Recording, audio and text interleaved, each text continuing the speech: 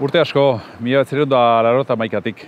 18 urtekin, ikasketa bukatu berrik eta urutxe dana batean honen atxe. Bai?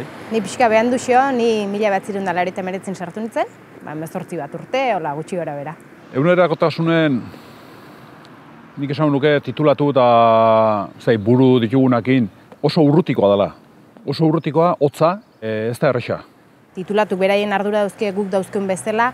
Orduan, ardura ezberdintasun horrek nik uste batzutan urruntzen gaitula, ez duelako bereizten lan harremana eta lan pertsonalen ardura ezberdintasun hori. Eta horrek momentu batzutan urrundu egiten gaitu. Tarteka jetxi izan du die, batu beste, eta solasa behakin eine bai, eta gertutasun hori egunerokotasunen guk eskartu egiten dugu. Gertutasun hori pixka bat, hau olazeok, egoera hau zeok, nola da? Gu sartu ginen garaien titulatu askoz gutxigo zeon eta enplegatu gehiago ginen.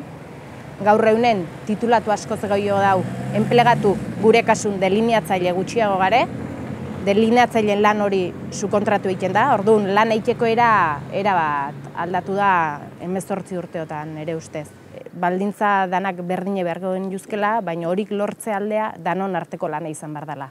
Eta nik uste hor, lab sindikatue, bai bi gaiotan ez, bai sukontratazio gaiekin eta bai lan baldintza ezberdinen gaiekin, involukrauta edo lanketa hortan aitzen dela.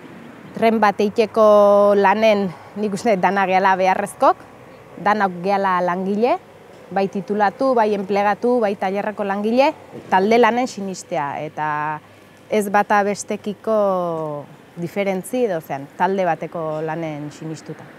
Aurrea behi da eredu aldaketa bat, vertikalidade hortatio, gertutasun bat, eta laben lana, txingurri lana, konstantzi lana, siniste lana, aberatsa, oso, bai.